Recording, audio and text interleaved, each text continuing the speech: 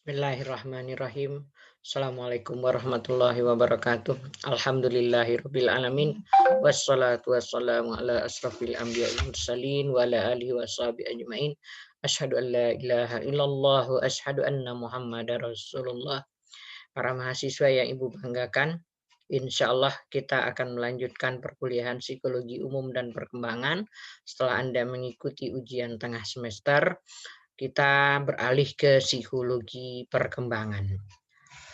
Sebagaimana Ibu sampaikan di awal perkuliahan bahwa kita dalam mata kuliah psikologi umum perkembangan ini terdiri dari dua hal pokok. Yang pertama kita bicara pertama kita bicara psikologi umum, yaitu kita bicara bagaimana aktivitas-aktivitas individu pada umumnya yang pada setiap orang pasti dilakukan, dan kita sudah membahas dari berbagai aspek. Nah, untuk kelanjutannya nanti Anda perlu memahami lebih jauh dengan coba membaca dan melihat fenomena di lapangan, termasuk juga secara teoritik melalui bahan bacaan. Ada banyak bahasan misalnya tentang persepsi atau tanggapan, bagaimana itu terbentuk. Nah, itu kalau dibaca secara teoritis, kemudian juga bagaimana kita lihat fakta di lapangan, lalu kita baca juga hasil-hasil riset, maka wawasan kita sendiri untuk memahami itu akan bertambah. Nah, saatnya setelah mid semester ini kita membahas terkait dengan psikologi perkembangan. Kita bahas juga sama-sama bahwa psikologi perkembangan itu berarti kita membahas bagaimana perubahan-perubahan perilaku terjadi pada setiap tahap perkembangan. Jadi karena pertambahan usia, karena pertambahan pengalaman, karena pertambahan nanti kaitannya dengan kematangan, maka individu itu mengalami perubahan-perubahan. Tetapi ternyata kita bisa memperiodik perubahan-perubahan itu. Misalnya seperti pada sebelum lahir apa yang terjadi, ketika lahir apa yang terjadi, selanjutnya pada masa kanak-kanak awal dan seterusnya. Nah, pertama kita akan membahas apa itu pertumbuhan, perkembangan, dan kematangan. Jadi pertumbuhan, nah itu berbeda dengan perkembangan. Ketika kita bicara tumbuh, nah kalau Anda dengar iklan tuh, tumbuh itu ke atas ya, bukan ke samping. Artinya apa? Pertumbuhan itu bisa diukur.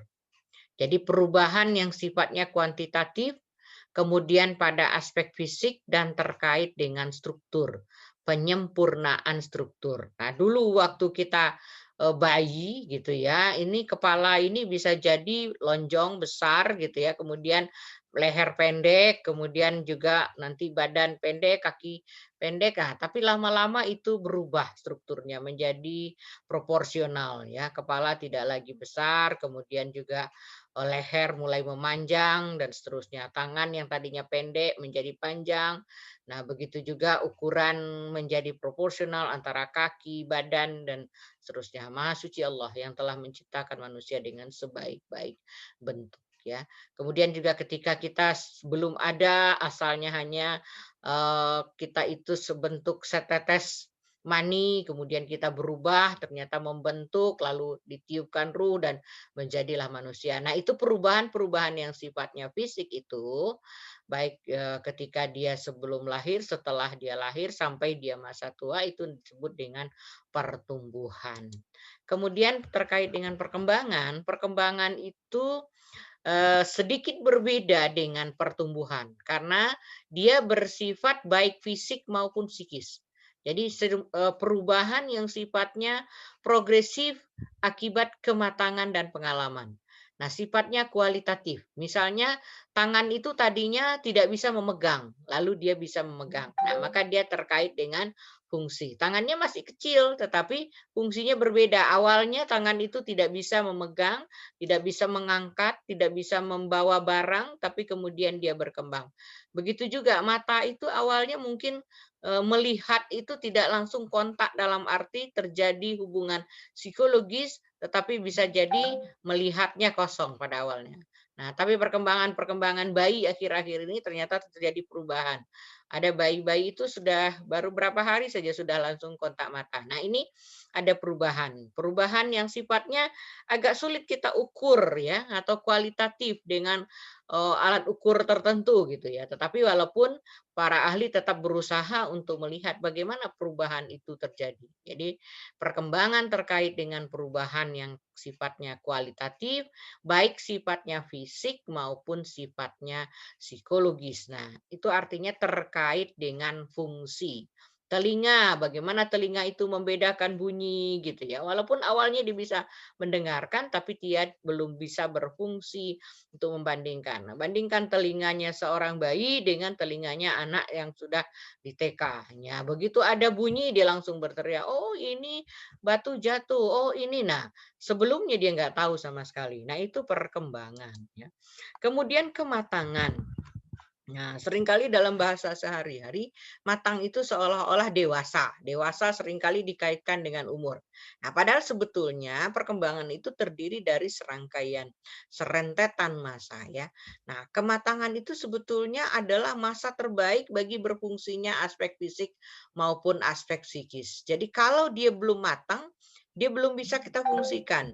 Bayi baru lahir nggak bisa kita ajar berjalan. Kenapa? Kakinya tidak cukup matang, tubuhnya tidak cukup matang untuk bisa menegakkan, menahan kepalanya dan seterusnya. Nah, kemudian tapi begitu dia matang, misalnya seorang bayi sudah matang untuk membolak-balikkan badannya. Nah, maka dia mulai akan belajar bagaimana caranya bolak-balik. Begitu juga ketika dia sudah matang, bayi nggak boleh langsung didudukkan, dilepas kepalanya. Nah, itu bahaya karena malah, bisa menimbulkan, masalah pada tengkuknya, maka biasanya bayi dipegang dengan kepala dan tengkuknya. Begitu juga saat seseorang sudah mau bisa berbicara, tapi akan harus diikuti dengan latihan. Jadi biasanya kematangan itu kalau sudah matang itu masa terbaik untuk memulai latihan atau proses pembelajaran. Tetapi nanti kaitannya kematangan dengan pertumbuhan juga ada. Kita bisa lihat tiga hal ini akan terjadi saling simultan. Pertumbuhan terkait dengan kematangan, perkembangan terkait dengan kematangan. Nah, biasanya pertumbuhan aspek tertentu akan berakhir bila mencapai kematangan. Jadi ini berhenti kalau sudah matang. Tapi kemudian kalau misalnya perkembangan itu dimulai ketika sudah dia matang. Jadi di sini kita itu dalam proses perkembangannya terdiri dari serentetan ya, masa-masa kematangan. Nah, masa kematangan itu masa apa? Masa peka.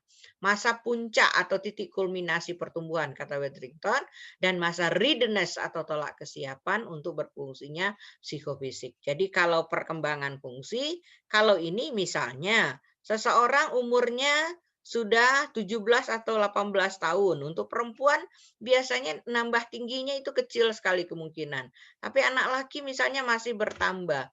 Atau misalnya biasanya di masa dewasa awal 19 ya atau sampai 21. Nah, itu biasanya ke sana sudah tidak ada lagi berhenti. Atau ketika misalnya fungsi daripada alat reproduksi. Ketika sudah berfungsi pada awalnya maka dia sudah matang. Tetapi nanti ketika misalnya orang ada masanya, misalnya masa, pada perempuan ada masa menstruasi, berarti saat itu dia sudah matang. Maka dia sudah berfungsi sebagaimana semestinya. Tetapi pada saatnya nanti juga ada masa menopause, berhenti. Jadi biasanya pertumbuhan itu berhenti kalau sudah matang. Tetapi sebaliknya perkembangan itu biasanya dimulai begitu dia sudah matang. Maka kalau orang pada masa matang atau masa peka itu tidak mendapatkan stimulus dari lingkungannya, biasanya perkembangannya akan terganggu. Jadi misalnya anak mestinya sudah bisa berjalan, tapi di sekelilingnya nggak ada orang yang pernah dia lihat berjalan. Maka dia belum tentu bisa berjalan.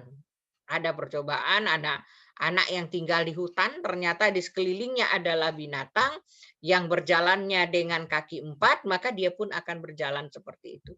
Nah, ini hasil riset ya dari para ahli. Tapi kalau misalnya orang itu pada saat matang misalnya, dia sudah mau berjalan, tapi di sekelilingnya buat sedemikian rupa sehingga dia tidak banyak bisa bergerak, lingkup bergeraknya sedikit supaya nggak kemana-mana gitu. Nah, ini sebetulnya bisa menghambat perkembangannya.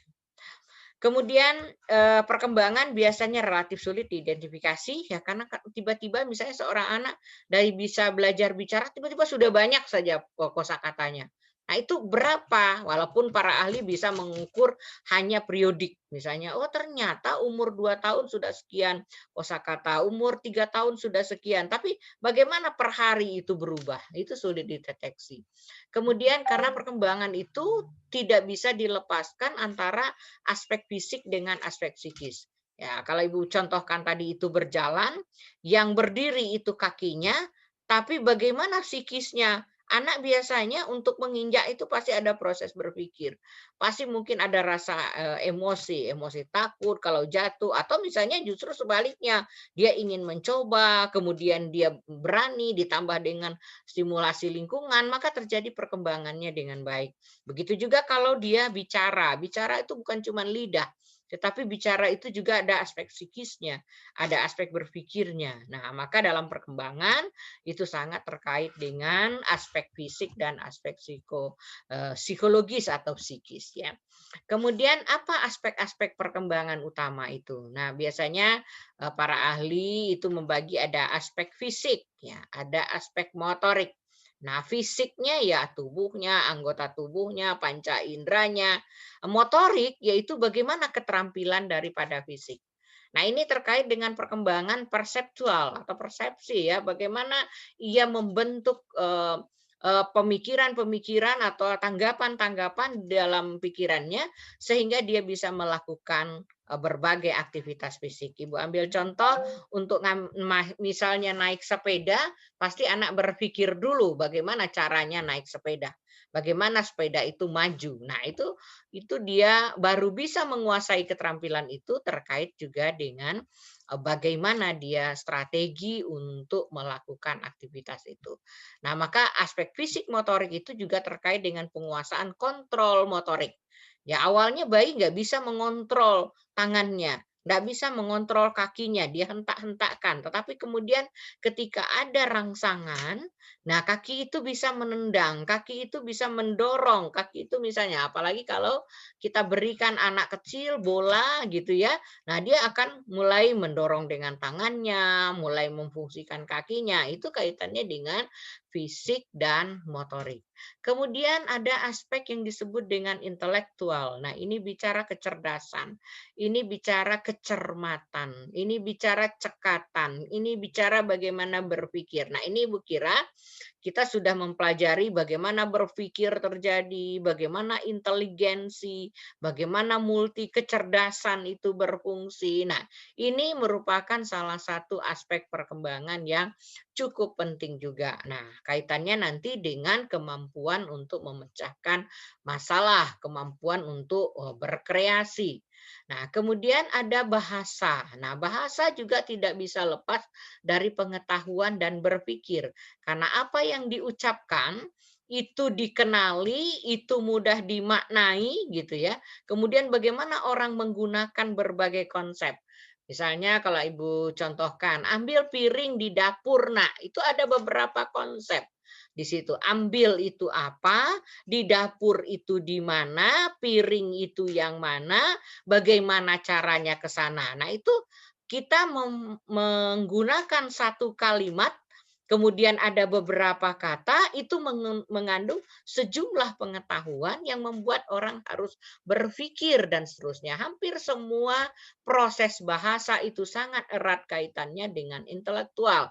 Maka biasanya orang dengan bahasa yang bagus, kecerdasannya biasanya bagus ya. Kemudian ada aspek sosio-emosional ya.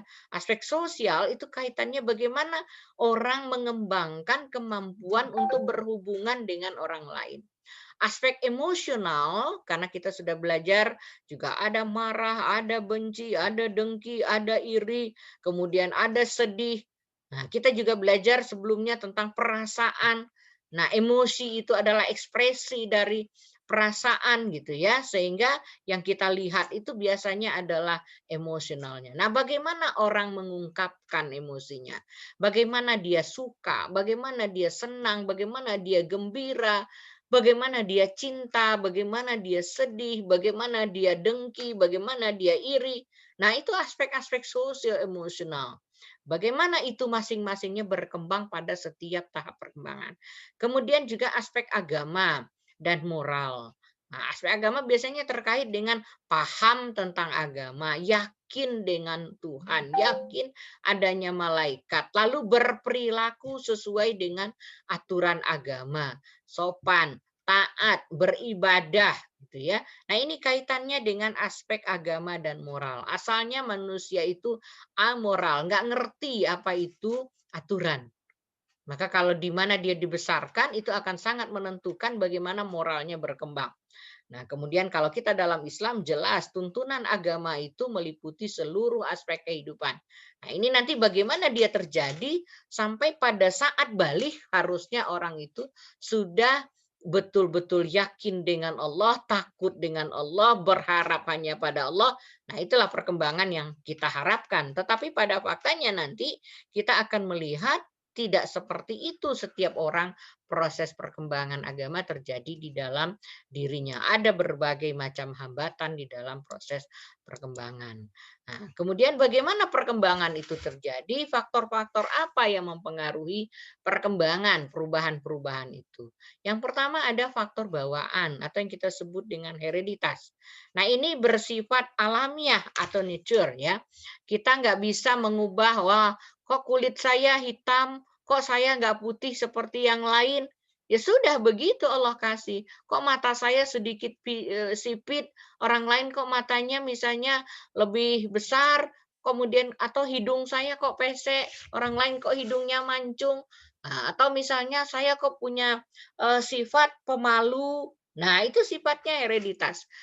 Misalnya atau sebaliknya, saya kok inteligensinya berada di rata-rata saja, saya kok pengen jenius seperti yang lain. Nah, ada faktor hereditas yang tidak bisa, kita ubah begitu saja. Sehingga ada orang lahir perempuan ingin jadi laki-laki, padahal sebetulnya secara bawaan dia itu semua hormonnya, potensi-potensi alat reproduksinya itu sebetulnya adalah laki-laki lalu ingin menjadi perempuan atau sebaliknya. Nah, di zaman begini nih kan macam-macam ya. Anda mungkin sudah mendengar juga dengan yang namanya LGBT ya. Nah, itu orang-orang yang sudah salah dalam memaknai. Nah, dia tidak terima faktor bawaannya. Kemudian ada faktor lingkungan atau environment ya. Itu tempat berlangsungnya nurture atau perawatan. Di mana anak itu dirawat, di mana anak itu dibesarkan, di lingkungan seperti apa. Nah, itu Ibu katakan tadi.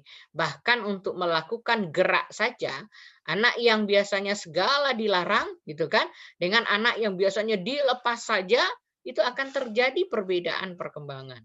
Nah, yang banyak dilarang, tangannya tidak difungsikan, kakinya tidak difungsikan, mungkin motoriknya tidak berkembang dengan baik. Tapi diberi buku, diberi cerita, diberi pengetahuan, diberi berbagai ini. Nah, mungkin dia terlatih aspek berpikirnya, tapi kurang terlatih aspek motoriknya. Nanti itu bagaimana lingkungan untuk mempengaruhi aspek-aspek yang Ibu sebutkan tadi, baik aspek bahasa, fisik motorik, moral, agama. Nah, itu semua ada pengaruh faktor lingkungan, tapi juga tidak bisa dilepaskan ada faktor bawaan.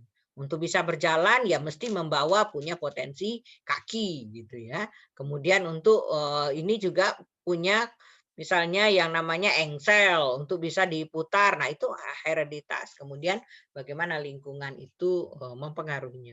Kemudian ada faktor kematangan. Nah, matang ini tidak bisa kita tebak gitu ya atau misalnya kita paksakan supaya dia matang. Ada waktu atau masa datangnya masa peka. Jadi kalau kenapa sih ada anak beda-beda masa berjalannya, yang satu 9 bulan, yang satu 12 bulan. Nah, mungkin masa kematangannya itu berbeda. Jadi ya sama dengan kalau perempuan misalnya atau laki-laki, kapan sih suaranya bisa berubah, umur berapa, itu waktunya antara anak yang satu dengan yang lain itu bisa berbeda. Tapi itu faktor kematangan yang nggak pernah kita bisa pengaruhi ya. Kalau misalnya, "Oh saya enggak mau suara saya berubah," atau "Saya enggak mau bulu-bulu tumbuh di tubuh saya." Nah, padahal sudah begitu. Nah, ini yang disebut dengan, faktor kematangan. Jadi tiga-tiganya akan saling mempengaruhi terbentuknya perilaku. Nah, tapi Harlock kemudian mencoba untuk mengurai lebih jauh, faktor apa saja. Yang pertama katanya inteligensi.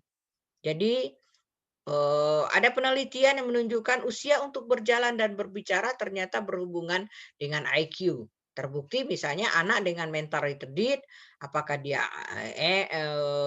debil, imbisil, atau idiot, ternyata kemampuan motoriknya juga tidak bisa kita latih secepat anak yang normal gitu ya. Apalagi berkaitan dengan bahasa, bagaimana dia memahami perkataan orang lain, bagaimana dia belajar mengucapkan, itu erat kaitannya dengan inteligensi. Kemudian seks ya. Nah, seks di sini adalah jenis kelamin. Nah, jadi kaitannya dengan bagaimana anak laki, bagaimana anak perempuan. Nah, ternyata waktu lahir anak laki-laki lebih besar dari anak perempuan. Tetapi perempuan lebih cepat perkembangannya dan lebih cepat dewasa atau kematangan seksnya 1 sampai 2 tahun lebih cepat. Maka anak perempuan dengan anak laki umur yang sama itu matangnya lebih cepat anak perempuan. Kemudian ada kelenjar-kelenjar dalam tubuh kita itu juga mempengaruhi perkembangan. Nah, riset tentang indoktrinologi atau kelenjar buntu itu ternyata berperan penting untuk pertumbuhan dan perkembangan. Nah, baik sebelum maupun sesudah kelahiran. Jadi kalau misalnya kelenjar buntunya ini baik perkembangannya, maka bagus pertumbuhan dan perkembangannya. Nah, itu ada juga ilmu yang khusus mempelajari tentang kelenjar ya, indoktrinologi. Kemudian ada ras atau kebangsaan. Nah, ini hasil riset juga. Anak ras Mediterranean katanya tumbuh lebih cepat dari anak Eropa. Nah, kita juga orang-orang Asia dengan orang-orang Eropa, kita bandingkan dengan orang Arab gitu ya, kita bandingkan dengan suku-suku misalnya di daerah-daerah Eropa. Nah, itu ternyata orang Asia punya perkembangan sendiri. Lihat orang Jepang, lihat orang Cina, lihat orang Thailand, lihat orang Indonesia. Itu kok dengan Melayu, Malaysia gitu ya, Singapura itu kok tinggi badannya ya hampir-hampir sama.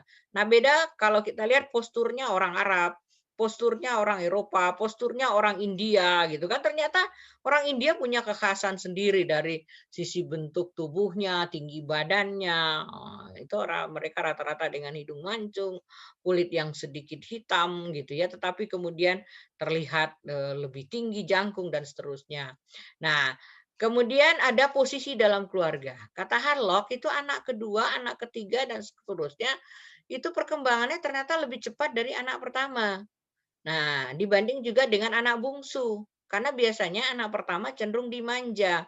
Sehingga apa-apa ingin dilayani. Ujungnya perkembangannya menjadi lebih lambat. Nah, sekarang kan fenomenanya anak dua. Yang satu anak sulung, yang satu anak bungsu. Nah, itu berarti kalau tidak ada intervensi dalam proses perkembangan yang baik, itu akan terjadi proses ya kelambatan dalam proses perkembangan. Nah, ini hasil riset ya, Anda boleh saja, "Oh ternyata nggak begitu, di keluarga saya ternyata anak utama itu malah lebih mandiri dibanding anak-anak yang kedua dan ketiga." Tapi ini hasil penelitian tentu kalau misalnya, oh dari 1.000 yang diteliti, terjadi pada misalnya 60. Nah itu mungkin saja orang menyimpulkan bahwa ternyata posisi anak kedua dan ketiga itu anaknya lebih mampu mandiri. Nah, ini wajar juga karena pada anak pertama biasanya orang tua itu baru belajar bagaimana caranya membesarkan anak. Kemudian makanan ya, gizi dan vitamin.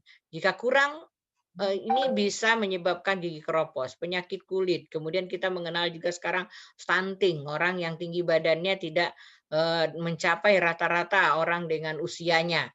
Kemudian juga luka dan penyakit. Jadi kalau ada penyakit-penyakit bawaan gitu ya, kemudian penyakit kronis lama gitu ya, kemudian atau kecelakaan. Nah, ini akan mempengaruhi perkembangan anak.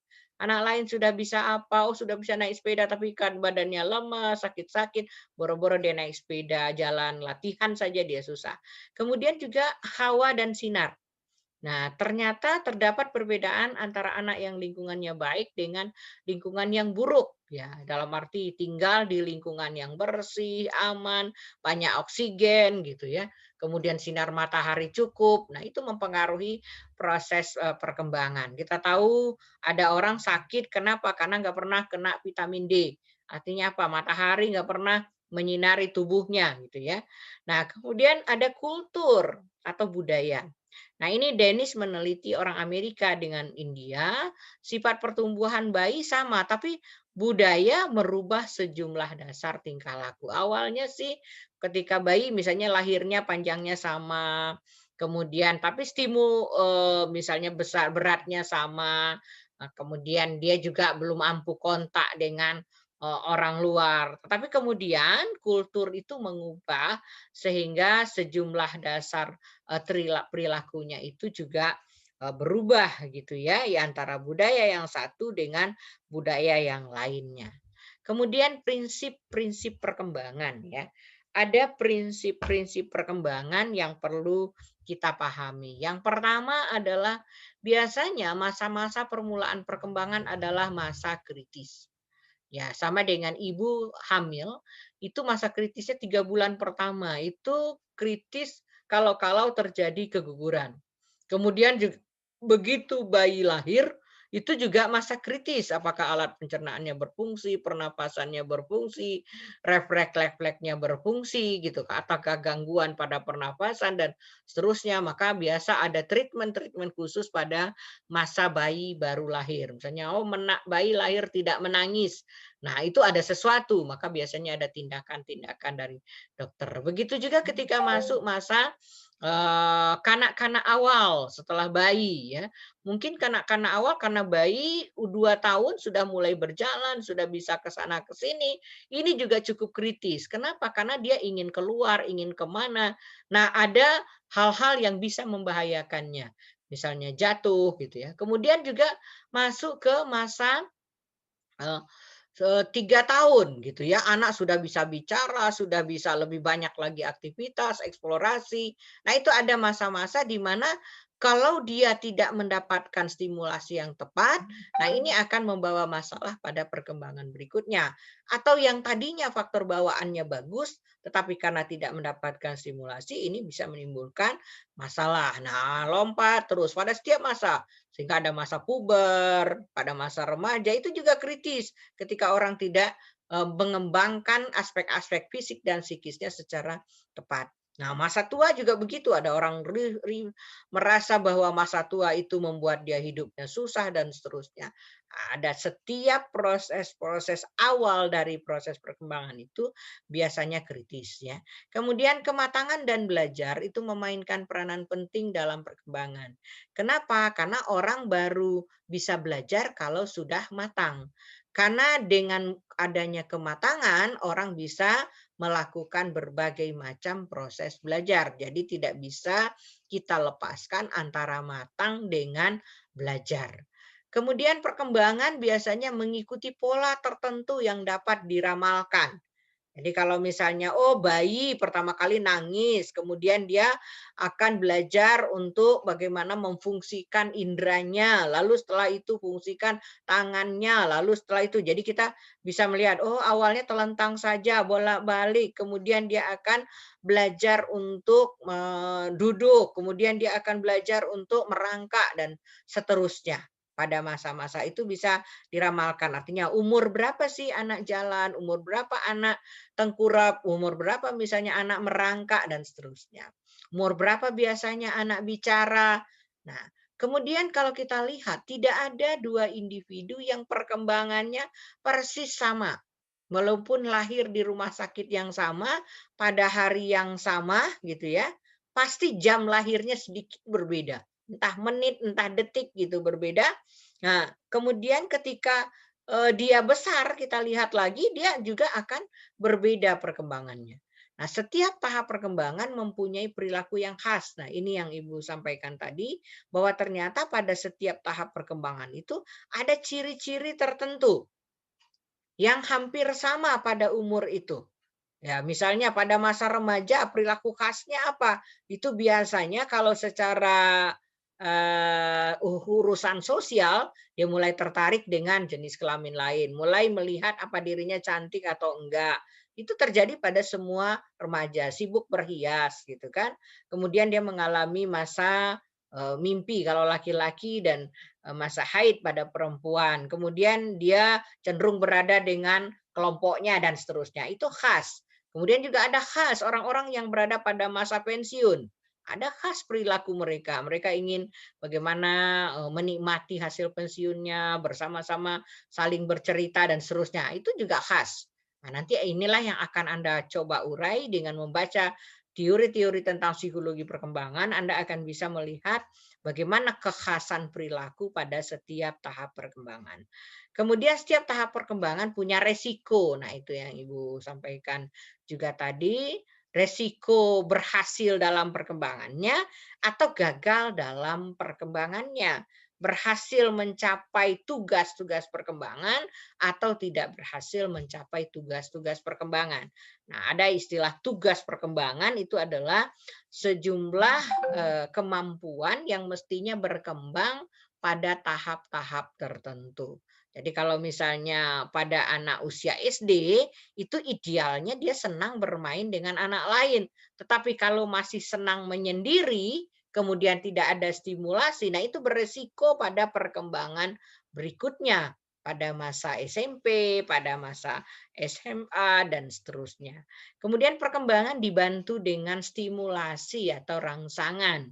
Jadi kalau misalnya ingin anak tangannya bisa berfungsi dengan baik, maka ada benda-benda yang bisa dia pegang. Anak sedang ingin memasukkan sesuatu ke dalam mulutnya, maka ada benda-benda yang aman untuk dimasukkan anak ke mulutnya, kemudian juga dilatih untuk mengalihkan juga misalnya fungsi tangan untuk mengambil, mengangkat, dan seterusnya. Begitu juga dengan fungsi pendengarannya. Jadi kalau mendengarkan suara monoton saja, berarti stimulasi terhadap bunyinya itu kurang berkembang. Maka kalau Anda lihat di TK, guru-guru akan bertanya, bagaimana bunyinya harimau, bagaimana bunyinya ayam, bagaimana bunyinya kucing, bagaimana bunyi, nah itu kan stimulasi. Kemudian perkembangan seperti yang disampaikan tadi ada faktor genetik, ada lingkungan, dan ada perubahan budaya. Maka anak kalau yang pindah-pindah dari satu kota ke kota yang lain itu terjadi perubahan perkembangannya. Misalnya anak dibawa ibunya, waktu itu ibunya sekolah di luar negeri, ikut dengan sekolah yang ada di luar negeri. Begitu dia balik ke Indonesia, dia akan beradaptasi lagi bagaimana perkembangannya terjadi. Nah, ini jelas ada pengaruh perkembangan terhadap intelektualnya, kecerdasannya, ada pengaruh terhadap perkembangan bahasa, ada pengaruh juga bagaimana dia berperilaku sesuai dengan aturan. Maka tidak sedikit anak-anak juga yang misalnya terbiasa di lingkungan yang bersih tinggal di Jepang gitu ya, datang ke Indonesia pas lihat nih kenapa ini pada kotor, pada berantakan. Nah, dia tidak betah. Nah, perkembangannya itu berbeda. Kemudian pada tiap tahap perkembangan ada sejumlah tugas perkembangan. Itu yang Ibu sampaikan tadi. Kita ini pada tahap-tahap perkembangannya memiliki sejumlah tugas perkembangan yang kalau tidak tercapai itu akan mengganggu pada pencapaian tugas perkembangan pada masa berikutnya. Nah, ini berbagai pendekatan penelitian Anda bisa mempelajari sendiri ya. Ada cross sectional transfer, transversal ini bagaimana orang mengetahui terjadinya perubahan pada setiap tahap perkembangan dengan cara menyelidiki banyak orang dari tingkatan usia yang berbeda. Jadi dalam waktu relatif singkat kita bisa kumpulkan orang. Kumpulkan 10 bayi, kemudian 10 kanak-kanak awal, kemudian 10 kanak-kanak pada masa kanak akhir, kemudian pada masa remaja kita kumpulkan, kemudian kita catat ciri-ciri perkembangannya. Nah, atau bisa juga dengan longitudinal, menyelidiki anak dalam waktu yang lama, hanya untuk satu dua aspek. Nah, nanti kita mengenal teori kognitif Piaget. Nah, bagaimana dia mengenal perubahan-perubahan terjadinya proses pemahaman, kemudian bagaimana kemampuan anak untuk menganalisis sampai bagaimana anak mempunyai konsep yang jelas dalam pikirannya itu ternyata ada tahapan-tahapan. Nah, ini memperhatikan anaknya sendiri, dicatat, kemudian dia menyimpulkan beberapa poin. Nah, itu tidak sedikit juga penelitian yang sifatnya longitudinal begitu.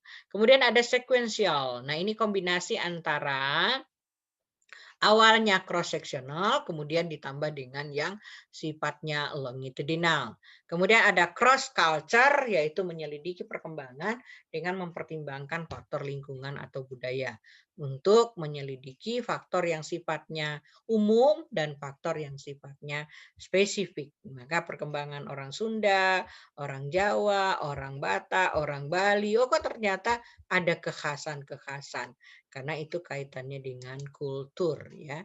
Nah, metodenya nanti dalam meneliti bisa observasi, wawancara, ada kuesioner, ada tes, ada eksperimen, ada analisis karya tulis dan seterusnya. Kemudian permasalahan-permasalahan perkembangan ya. Permasalahan perkembangan itu bisa terkait dengan aspek fisik, keutuhan dan fungsinya. Ada orang lengkap fisiknya semua, tapi nggak berfungsi. Misalnya lumpuh, padahal ada kakinya, tapi nggak bisa jalan. Atau ada matanya, tapi tidak bisa melihat. Atau misalnya obesitas, nah kegemukan ya, sehingga dia tidak bisa melakukan aktivitas-aktivitas seperti anak lain. Geraknya menjadi lambat, dia banyak duduk gitu. Orang lain sudah bisa sepak bola, dia belum gitu. Kemudian gangguan pada peniruan gerak. Ada juga kidal ya atau kecenderungan menggunakan tangan kiri.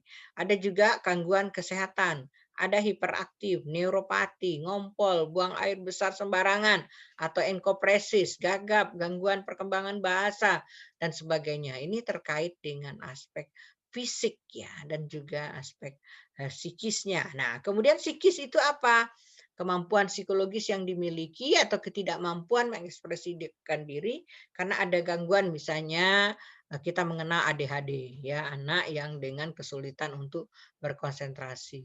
Atau misalnya inteligensinya sangat tinggi, jenius gitu ya. Dia satu-satunya, dia sangat cepat untuk melakukan sesuatu sementara lingkungannya tidak menstimulasi. Itu bisa juga terjadi gangguan. Atau rendah sama sekali, jauh di bawah rata-rata. Atau misalnya gangguan seperti yang terjadi pada aspek emosi, berbohong gitu ya. Kemudian takut, cemas, sedih, mengamuk dan sebagainya. Ini terkait dengan aspek psikologis yang social emotional ya. Kemudian sosial, kemampuan berinteraksi dengan sebaya, orang dewasa, orang-orang di lingkungan. Maka kita mengenal ada tingkah laku agresif, kurang dalam menyesuaikan diri, pemalu, anak manja, negativisme, banyak merusak gitu ya. Kemudian perilaku berkuasa atau perilaku merusak. Nah, ini gangguan-gangguan dalam proses perkembangan.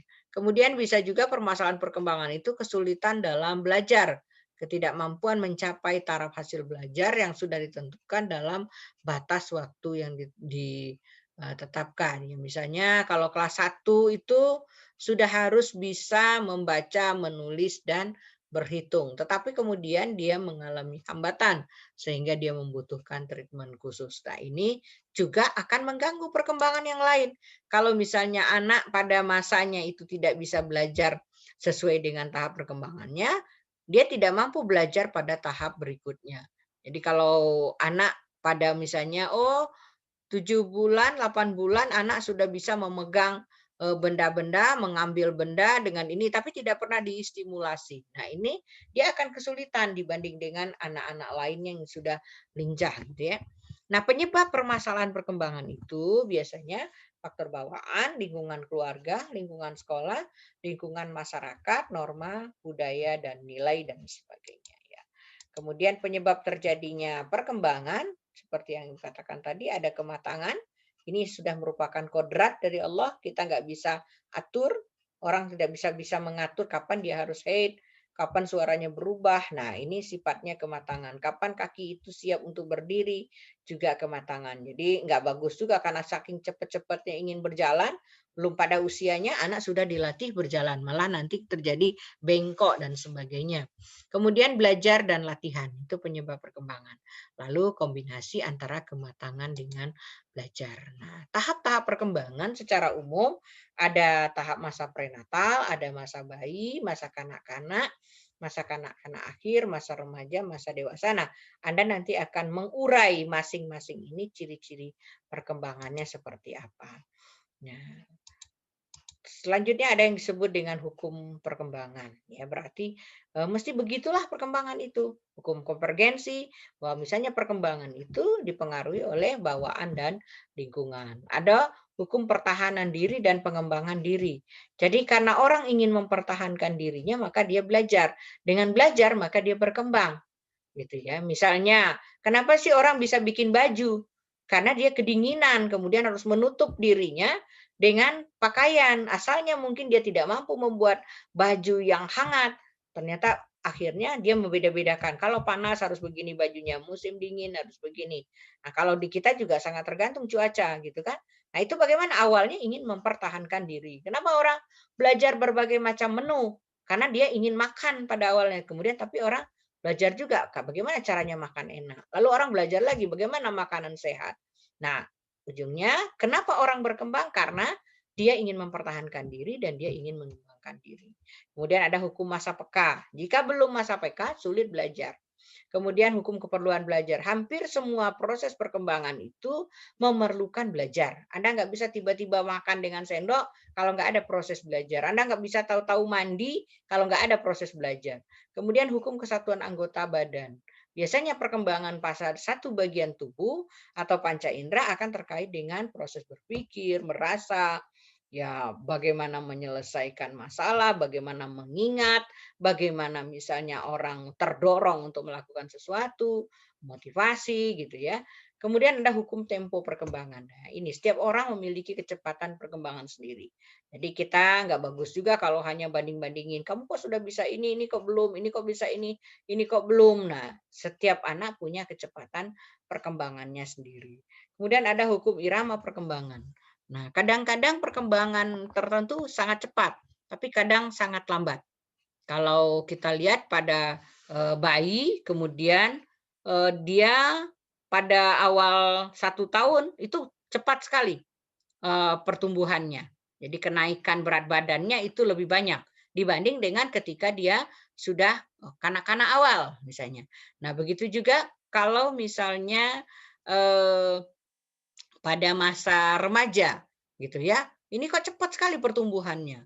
Kita kalau awal SD itu kecil-kecil anak laki-laki itu tiba-tiba pas SMP tiba-tiba melonjak. Nah, itu namanya irama perkembangan. Ada hukum rekapitulasi. Perkembangan itu sebagai proses pengulangan apa yang terjadi pada nenek moyang. Jadi dulu nenek moyang berburu. Nah, sekarang juga berburu. Anak-anak juga suka nangkap patung, nangkap kupu-kupu, mencari cacing, melihat ini. Nah, itu terjadi pada setiap masa. Nah, ini teori tentang evolusi ya dalam perkembangan. Jadi ada perubahan yang merupakan sebetulnya sudah kita wariskan dari dulu-dulunya begitu. Nah, mungkin ini yang Ibu sampaikan di awal, nanti ini teori perkembangan kita bahas lebih lanjut, ada teori nativisme, ada teori empirisme, ada teori konvergensi, interaksionisme, kemudian teori psikodinamika dan terus berkembang teori-teori perkembangan ini ke masa sekarang ya. Bagaimana perubahan terjadi. Nah, mungkin sekarang juga kita perlu mempelajari bagaimana teknologi bisa mempercepat perkembangan seorang anak. Bagaimana dengan kaitannya dengan penggunaan gadget pada masa anak. Proses apa yang akan terjadi pada perkembangan intelektual, perkembangan moral, bahasa, dan seterusnya. Nah, ini barangkali sekedar pengantar, Anda harus membaca lebih banyak. Ibu cukupkan sampai di sini. Kita tutup dengan alhamdulillahirabbil alamin. Assalamualaikum warahmatullahi wabarakatuh. Semoga apa yang Ibu sampaikan bermanfaat bagi siapapun yang mendengarkan YouTube ini.